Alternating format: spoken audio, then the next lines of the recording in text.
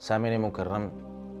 مسند احمد میں نبی مکرم صلی اللہ علیہ وسلم کی ایک حدیث موجود ہے جس میں آپ صلی اللہ علیہ وسلم فرماتے ہیں، خیارکم من اطعم الطعام ورد السلام، تم میں سے بہترین لوگ وہ ہیں جو لوگوں کو کھانا کھلاتے ہیں اور سلام کا جواب دیتے ہیں۔ ایک حدیث میں نبی مکرم صلی اللہ علیہ وسلم نے ارشاد فرمایا، ان اول الناس باللہ من بدأ بالسلام، لوگوں میں اللہ تعالیٰ کے سب سے زیادہ قریب وہ شخص ہوتا ہے جو سلام کرنے میں ابتدا کرتا ہے۔ تو اس حدیث میں دو عمل ذکر ہوئے ہیں، ایک لوگوں کو اللہ کے لیے کھانا کھلانا اور دوسرا سلام کا جواب دینا۔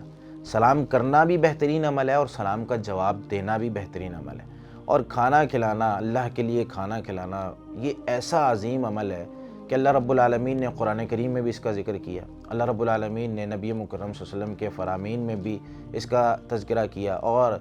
نبی مکرم صلی اللہ علیہ وسلم جب پہلی دفعہ مدینہ آئے، جو آپ صلی اللہ علیہ وسلم نے 4 اعمال ذکر کیے تھے، ان میں ایک تھا لوگوں کو کھانا کھلانا، جس کے نتیجے میں آپ صلی اللہ علیہ وسلم نے فرمایا تھا تدخل الجنت بسلام، یہ 4 کام تم کر لو، اس میں سے ایک کھانا کھلانا بھی ہے، تم جنت میں سلامتی کے ساتھ داخل ہو جاؤ۔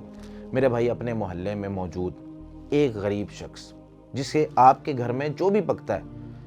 اس کو بہت زیادہ بڑے مینیو کی ضرورت نہیں ہے، آپ کے گھر میں جو بھی پکتا ہے آپ اسے بلائیں، 2 روٹیاں اضافی، 3 روٹیاں اضافی بنا لیں گے،